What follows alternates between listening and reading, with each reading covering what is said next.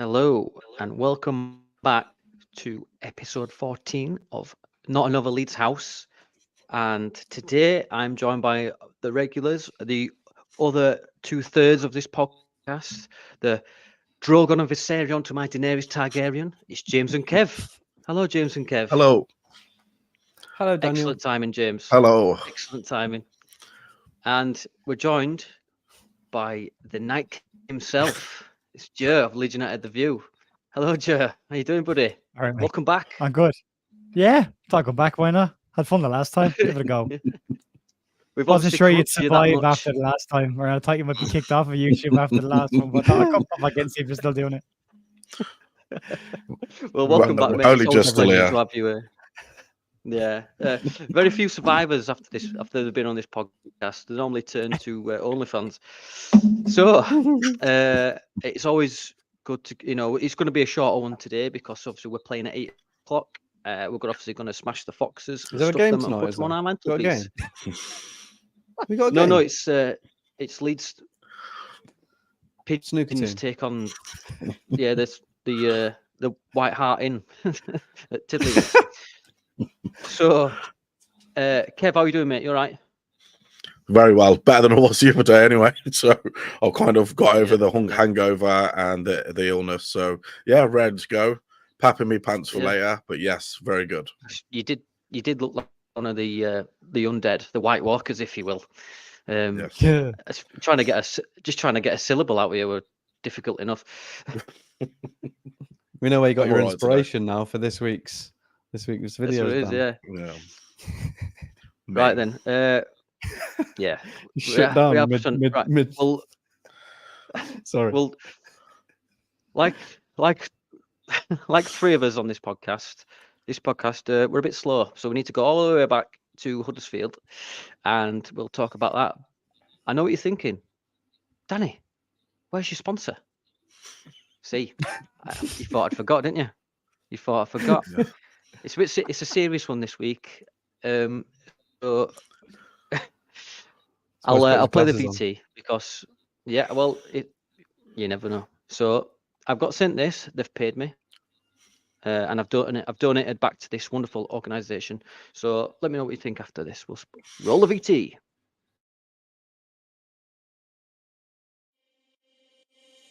Tired of your dog nearly getting bothered? Introducing the anti-dog bothering device. With the latest alarm technology, your dog can go home unbothered. Fear it no more as your dog is now safe. Together, let's stop the bothering.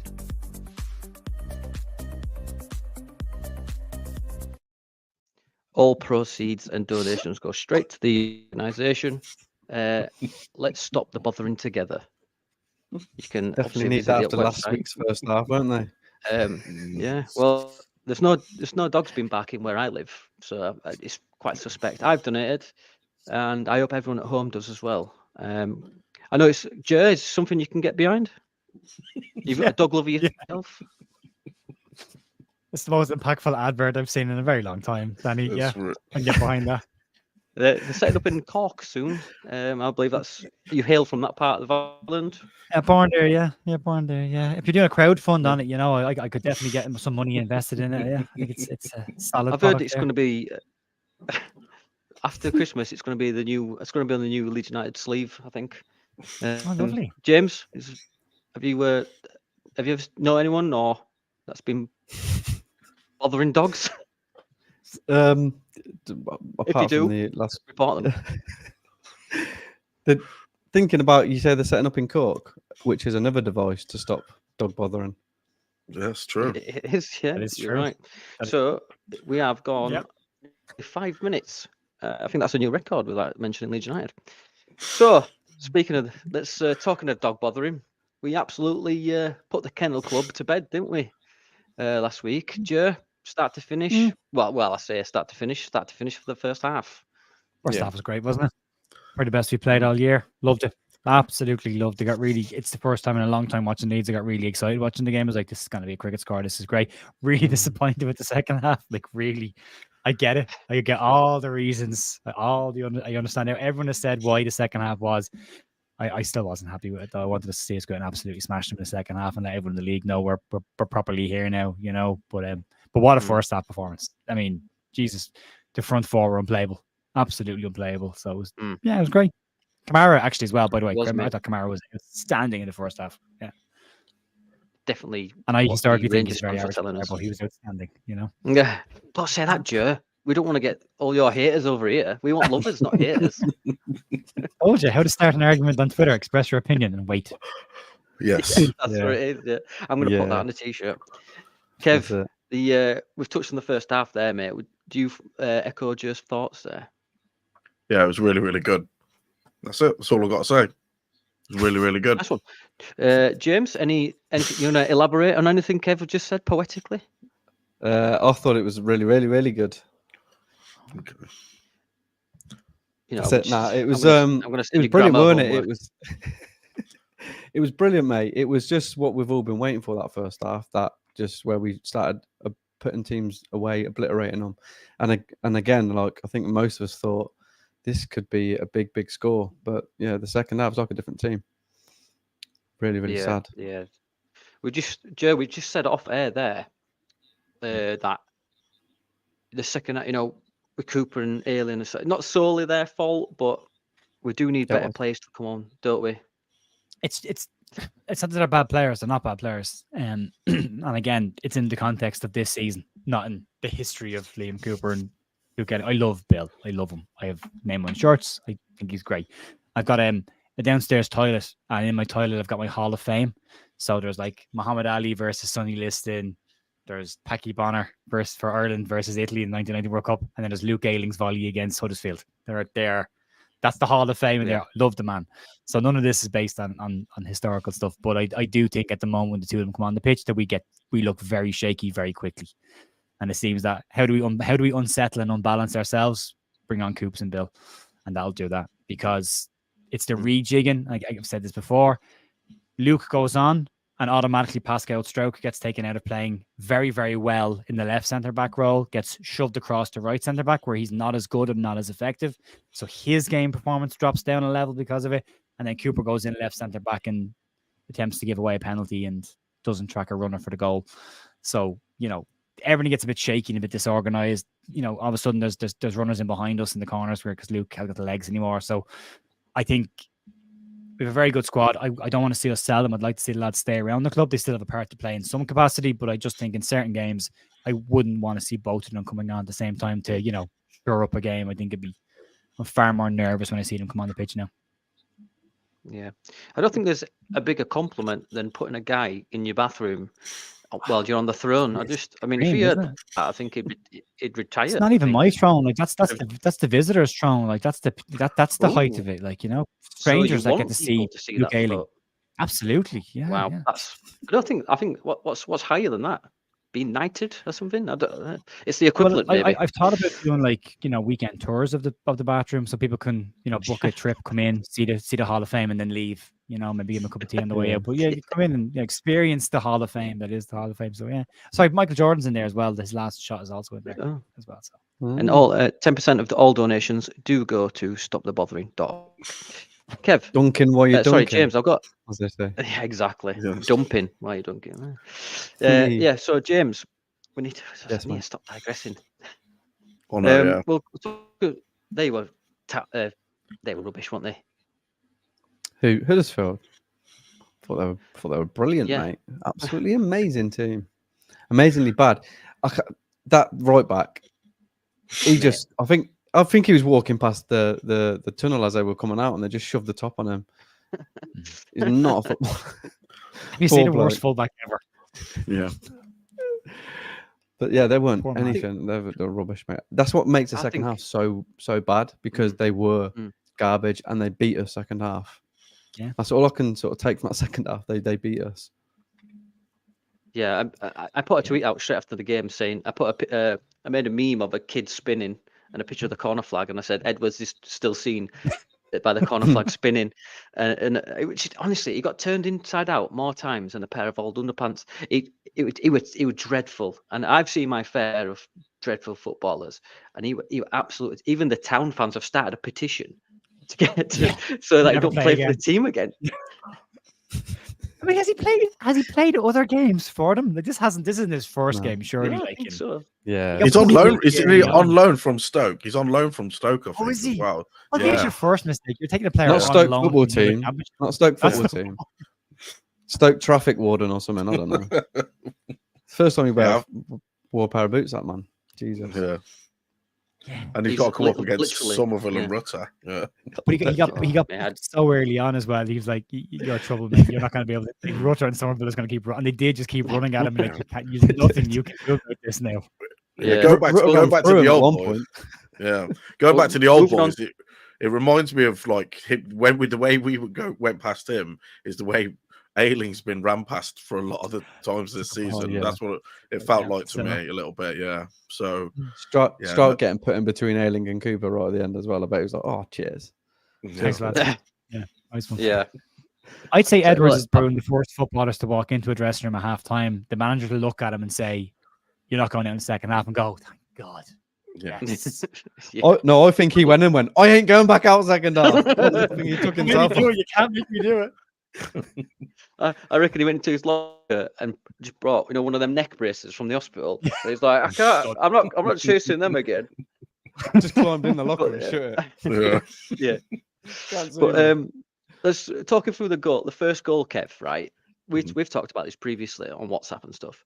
The fact that he's Rutter's head, he brings it down. He's got time. His head's like an eagle, just literally scanning, and then he's got time to just a nice, perfectly lob over for Somerville. He ain't catching Somerville once he's on his bike, and then he gets to the 18-yard box and then passes to Dan James. I can guarantee every fan were like, "No." What were your thoughts, Kev, on the first goal, mate? Well, when I saw it, I thought Pirro was the better option because he was running off to the left, wasn't he? But I think I mentioned this on Jersey the other night. Dan James, he runs fast and then makes the person think that they're up with him, and then he just puts on the afterburners and gets through, and he scored. But I would have thought he would have passed to Pirro. That would have been the better option. But the two great finishes from Dan James in that game, so.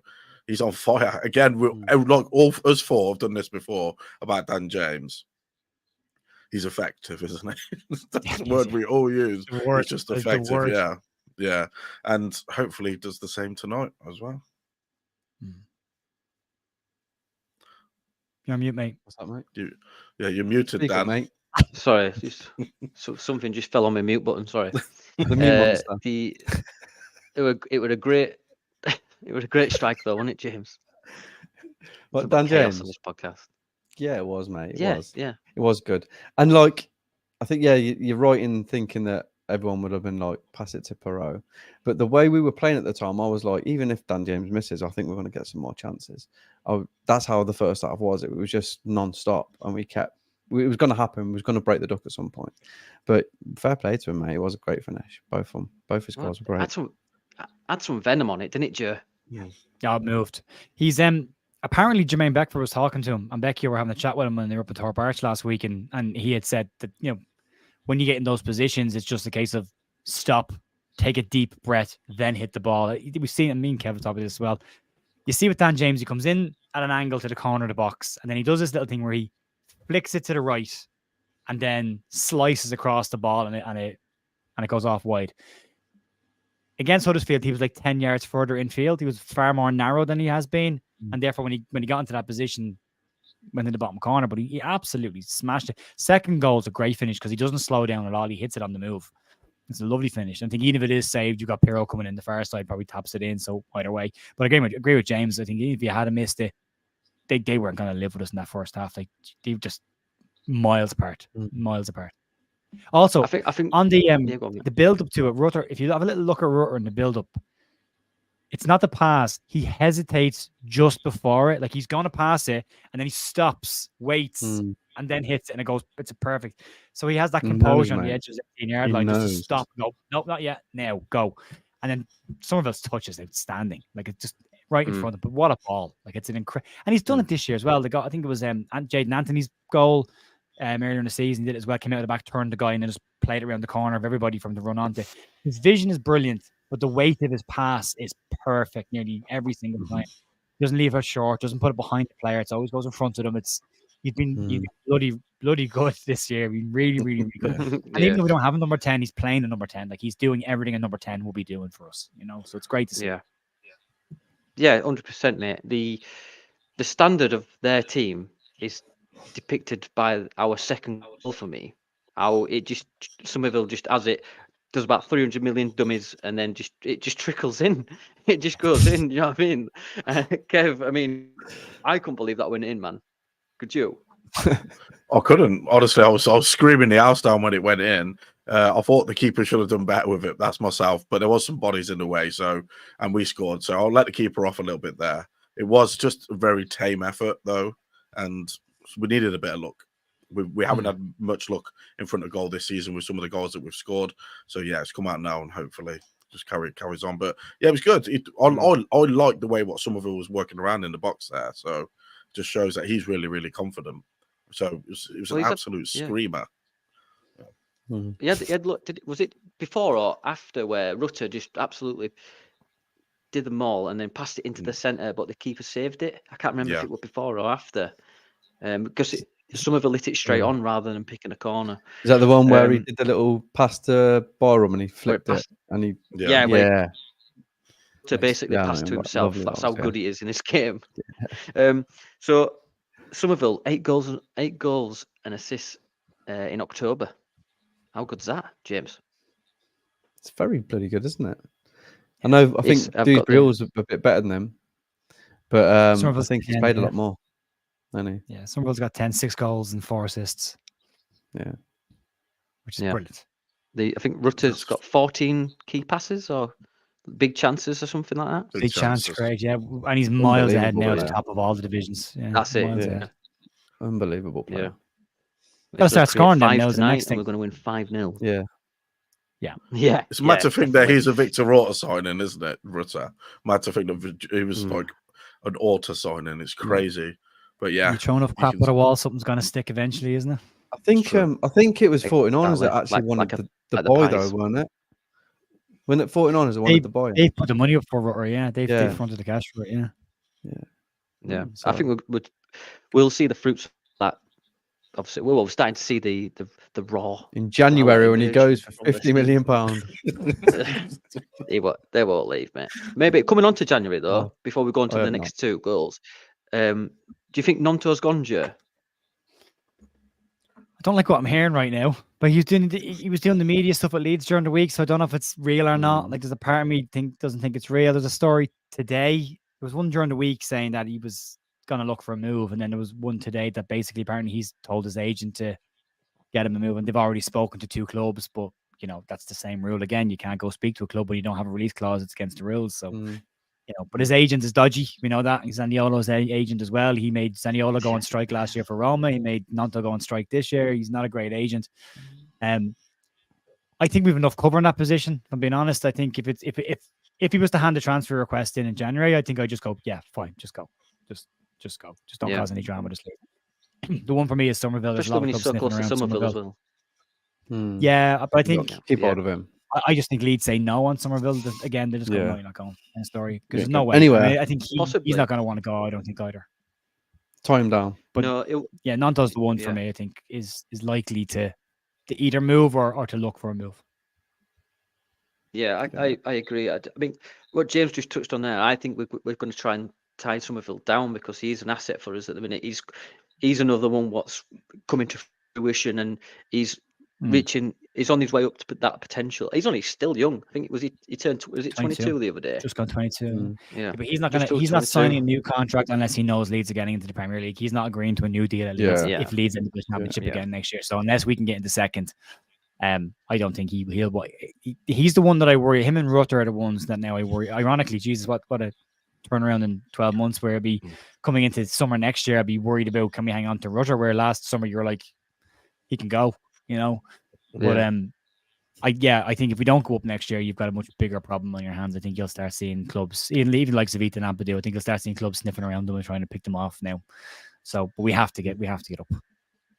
Yeah. Well, what's really doing my head in is that the only 2 teams above us are having record-breaking seasons, which is really annoying. We'd be top on last Absolutely. season's numbers at this stage. Burnley were Yeah. top on the exact same Yeah. points as us, with a Yeah. worse goal difference Yeah. last year. It won't last. Won't last them possibly, but I think Ipswich will. It starts Yeah, I don't tonight. think- I It don't starts know, you know. tonight. Leicester. yeah, it starts the I think night. Leicester will. I don't think Perfect. Ipswich will. I think Ipswich will bottle this. I really do think they Yeah. will. I, Yeah, so but I do don't I. think Leicester will. I think Leicester will keep going, No. keep going. They have a great squad. Even if but we beat them Ipswich tonight, will I still bottle think it. they'll keep going. Yeah, I think Ipswich, I and I think think Ipswich will lose on Saturday against Birmingham. I think Rooney will get his win. Okay. I think I he'll hope be he more never pressure wins. on Rooney already. I've always liked Yeah. that Wayne Rooney. I've always liked that Wayne Rooney. You know, really always have. Fan, Well, big fan. the granny botherer, I've always liked him. You know, he's one of my favourites. The of all granny time. botherer. You know what's Yeah. really Does the dog bother surprising? device though? work on grannies? Or is it just the one? Mm. Not multi-purpose, No. Danny, is it? Yeah. You know what What were you surprised saying, me Joe? about the Nonto thing and his agent? It surprises me that Orta, how great of an agent he is, did business with someone like that. It's really shocking, isn't it? I More think to that. Yeah. because he was. I mean, no disrespect to the Zurich league, Sense of but sarcasm. he was still playing for Italy in that league, wasn't he? And I think Yeah.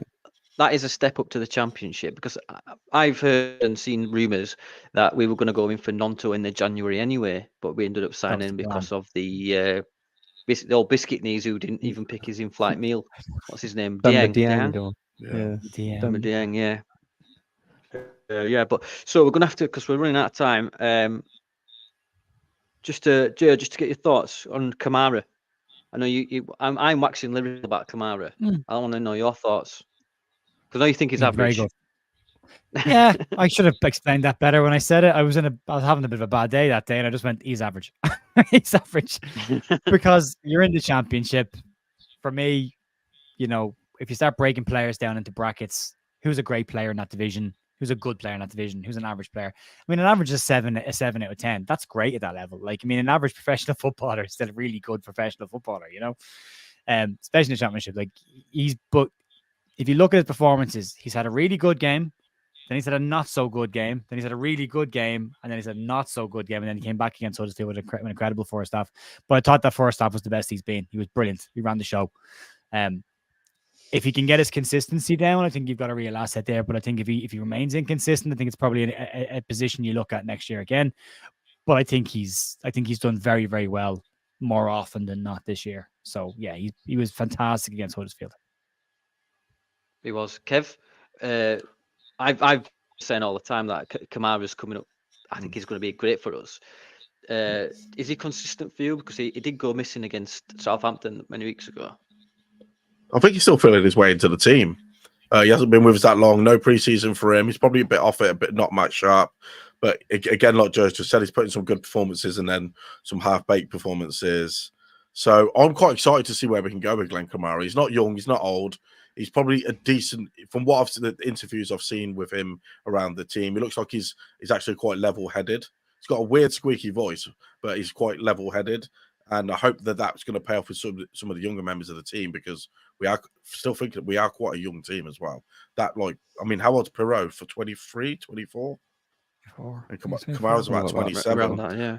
Yeah, so if you look throughout the entire squad, I think the ones that are playing isn't like Byram the oldest out of everyone. Yeah. That's 30, isn't he? Yeah, and that's weird being in the championship, because lots of teams have like the older pros and stuff like that, just like for the backbone of the team, and we really don't have that. And we'd like an exciting young attacking team. So yeah, Glenn Kamara, he's going to be big this season for us.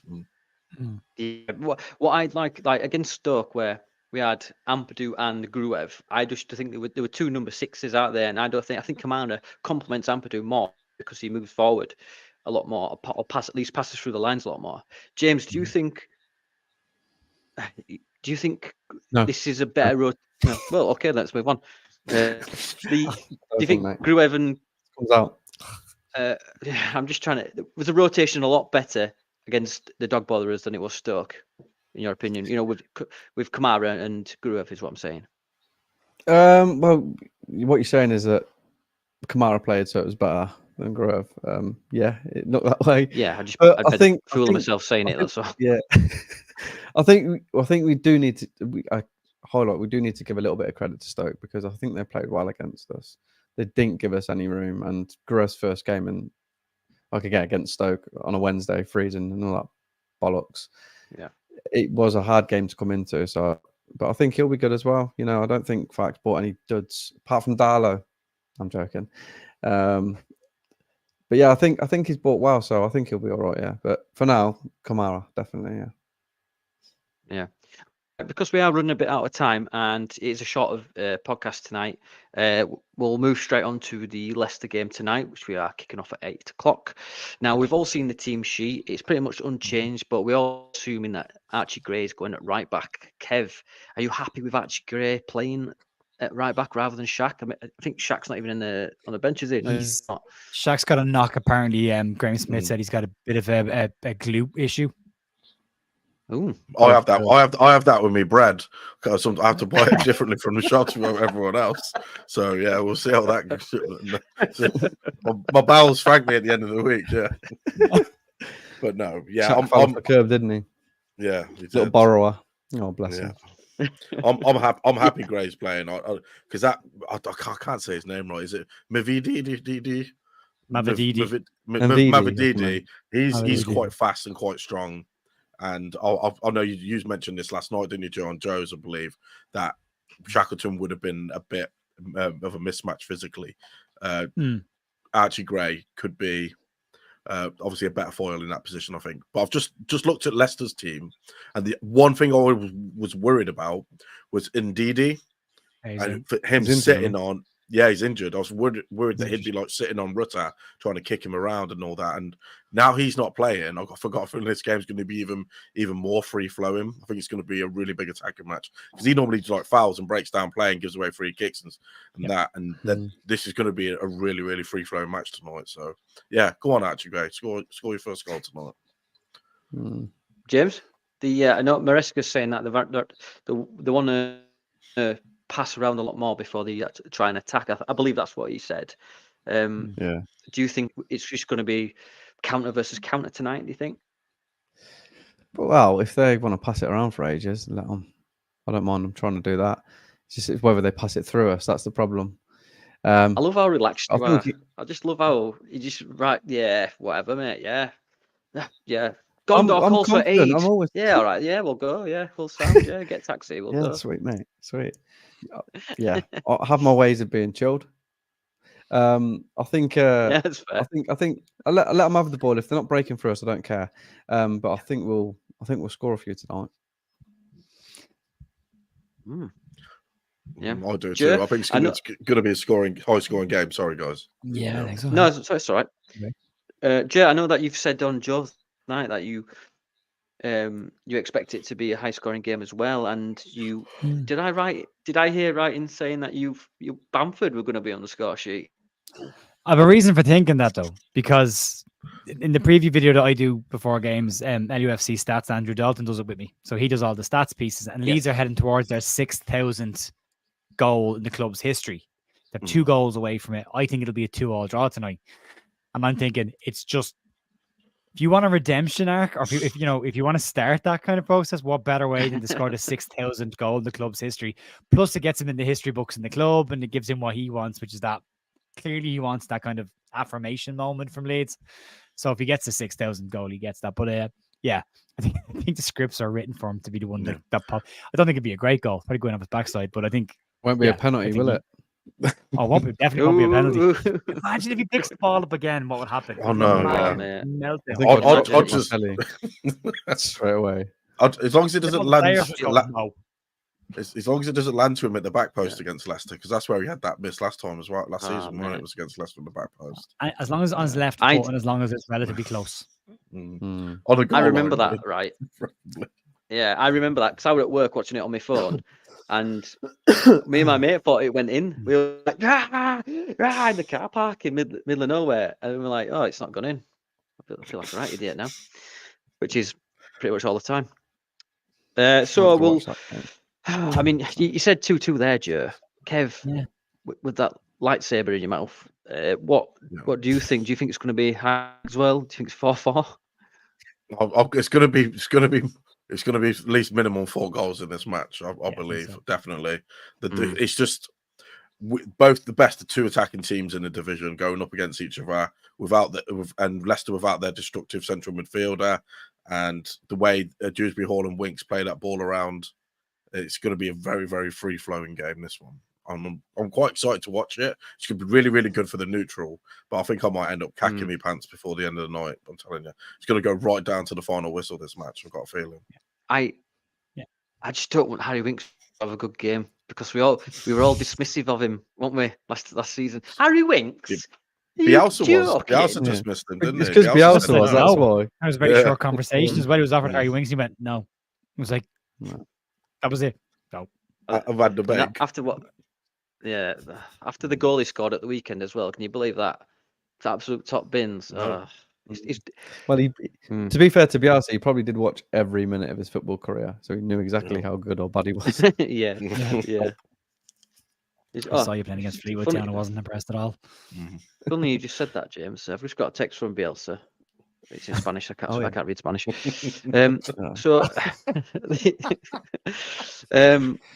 James, what's your thoughts on the game tonight? Then, positive. You talking to me? Did you say James or Joe? You said James.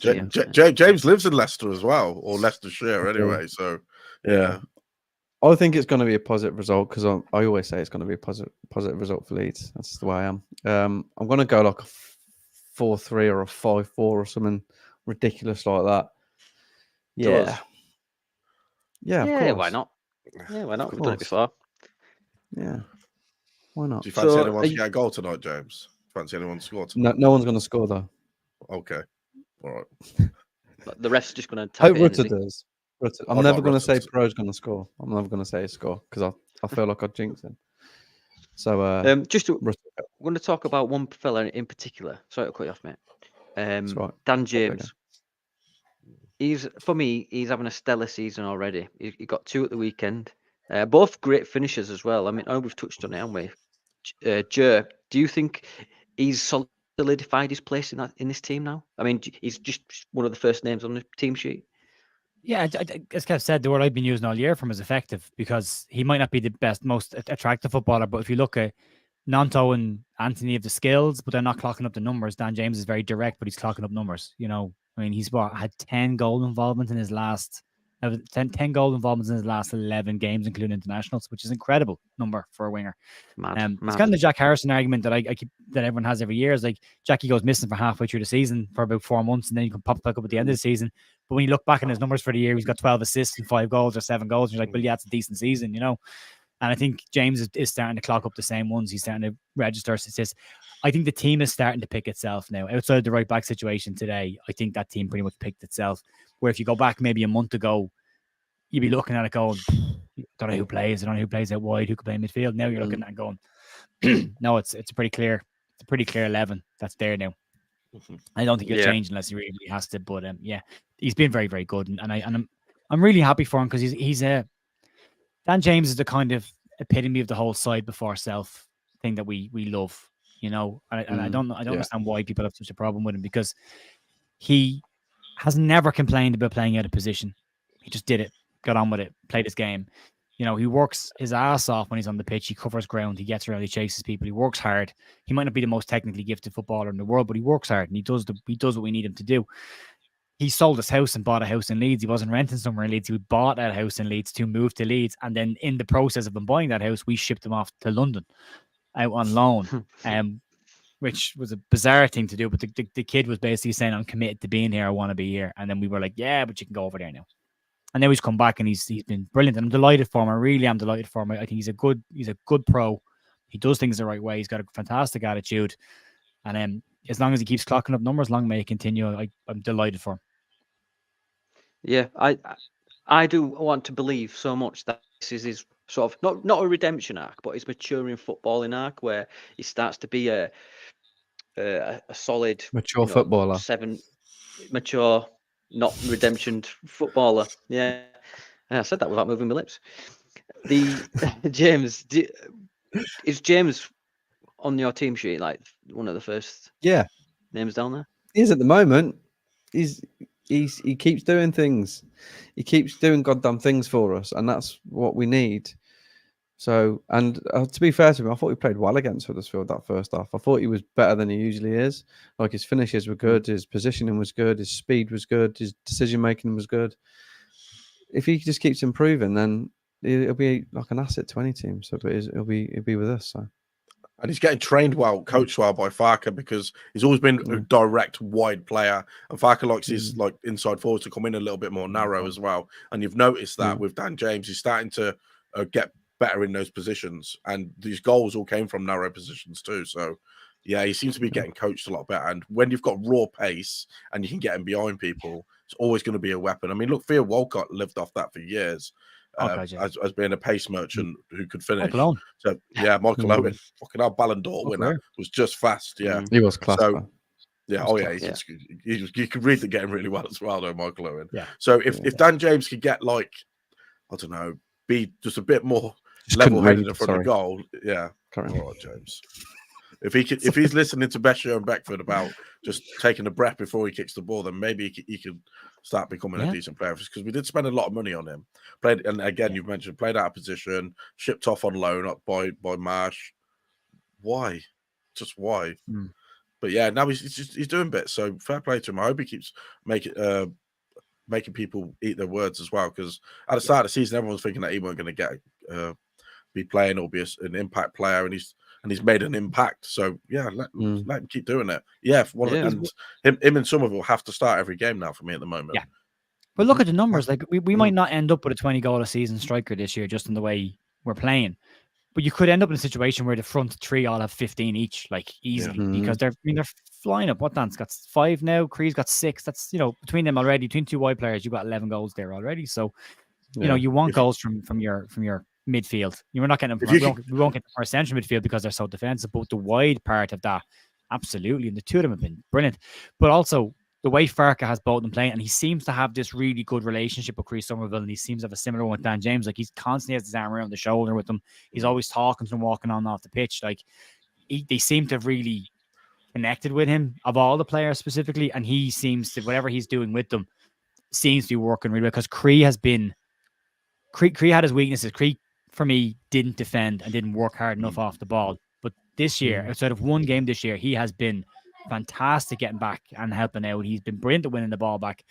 So whatever Fark is saying to them, whatever way he's saying it to them, it's definitely resonating with them, because you've seen a huge jump. Like I don't look at the things they're good at and want them to get better. Like Dan James is fast, great. You don't have to get any faster. Chris Somerville is good running with the ball. You don't have to get any better at that, but you do have to get better at it. So have they improved on the areas that they needed to get better at? And both of them have. And that's definitely the coaching staff and definitely the manager.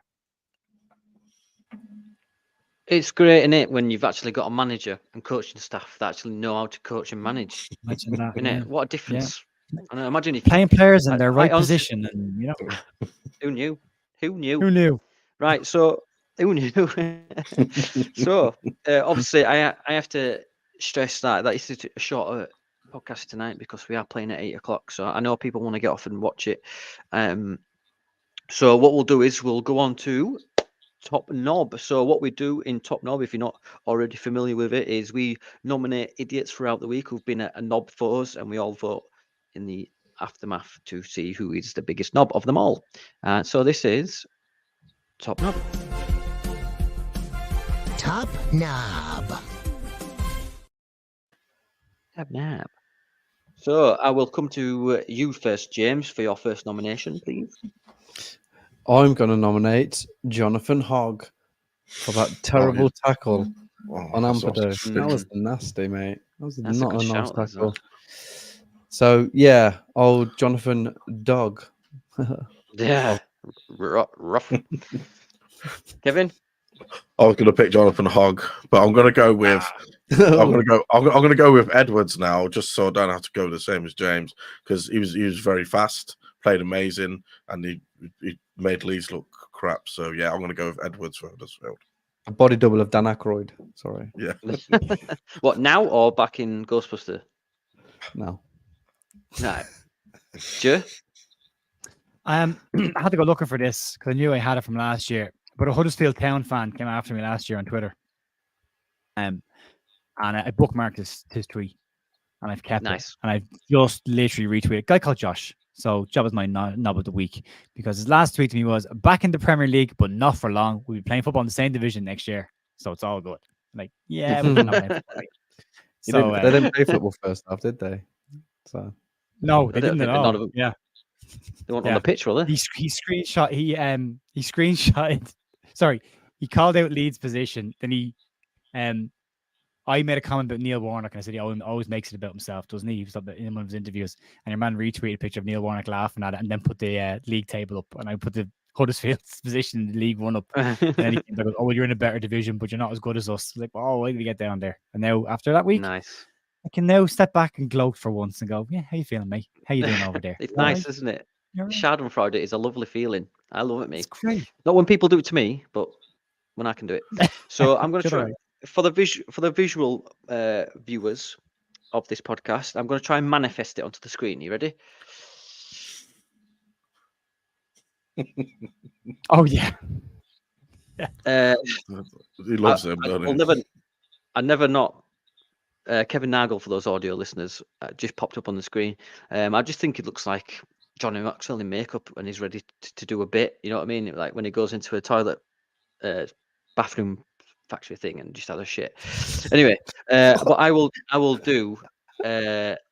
nominate Edwards because just how bad he was. Sorry, I am trying to get through this podcast because it is getting on.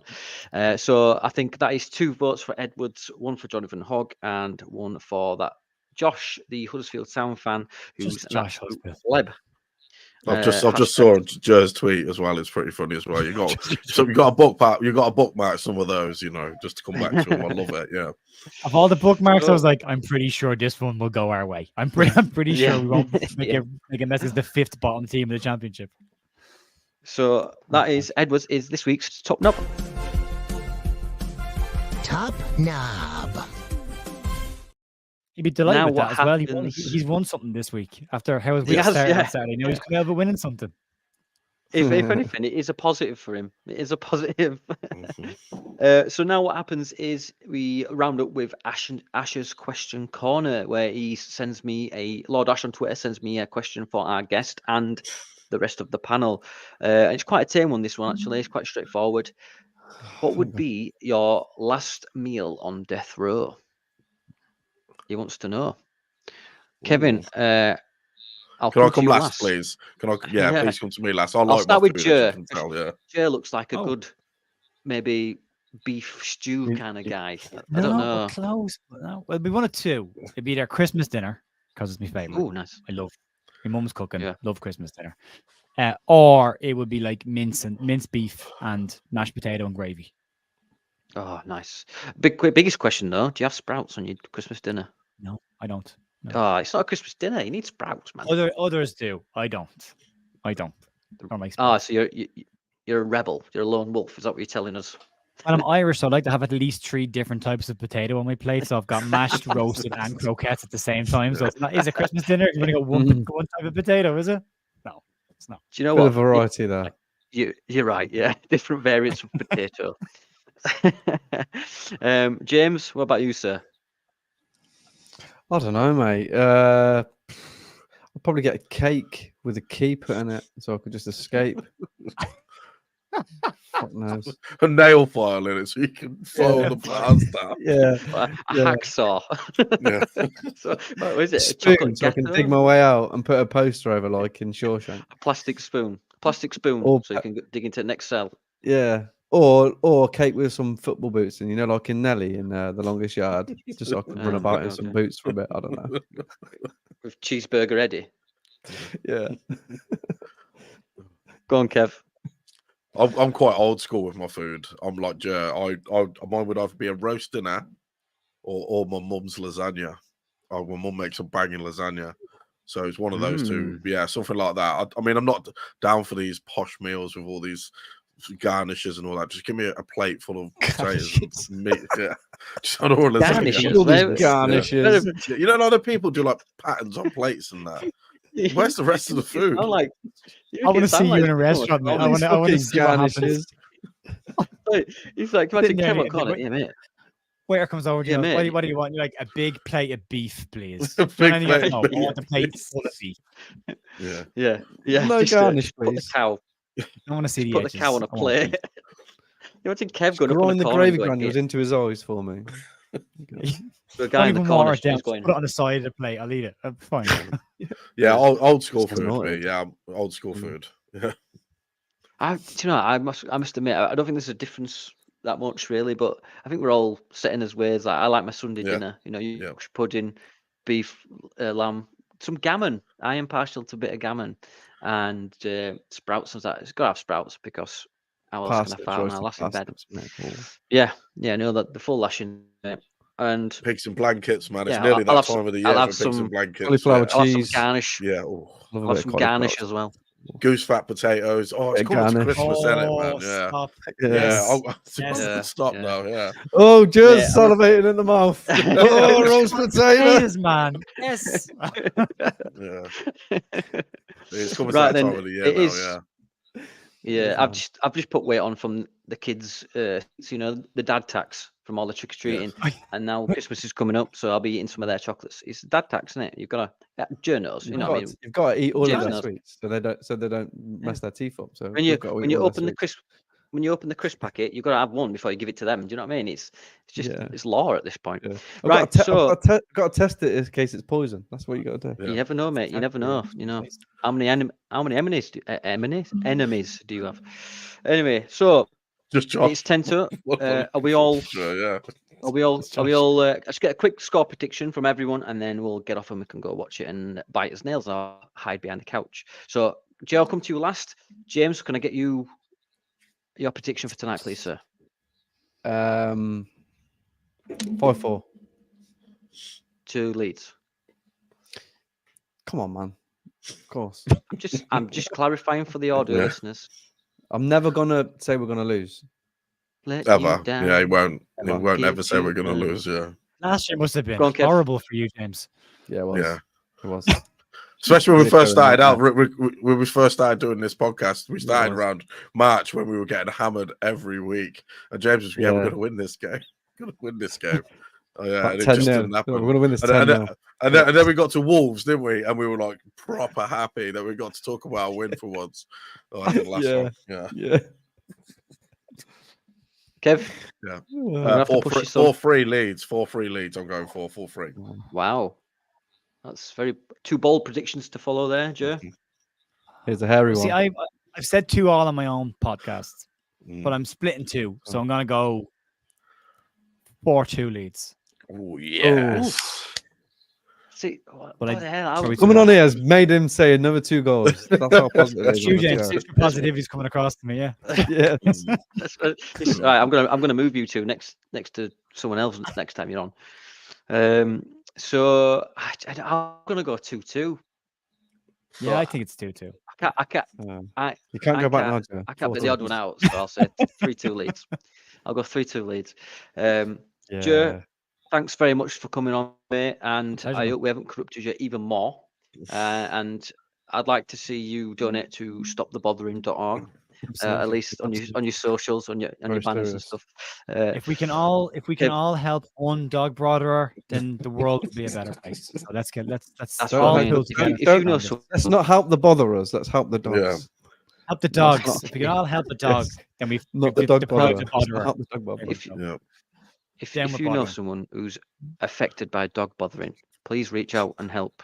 www.stopthebothering.org or like and subscribe this podcast, and I'll tell them. So thank you very much, stroke a dog Evan for you. James. We are on the Sunday Club on Sunday. Yes. Yes, we'll have an out. Hopefully, it's a positive one. Joe, you've got loads of stuff coming out. I know you've just released something, haven't you? The Match preview went up, but that's going to be out of date now. And I've got podcast on tomorrow. Tomorrow podcast. tomorrow. So if you haven't already, go please check out Joe. He's really good content and he's missing no it all. It's where I get my news from. Anyway, so thanks very much. And this is time now where we pretend to be newscasters. You can look away or you can file your papers. What do you want to do? I'm going to go all like, yeah, see? That news Yeah, goes and like- smokes a pipe. 1950s dad. There you go. Joe, love it. Right, thanks very much and See you next time.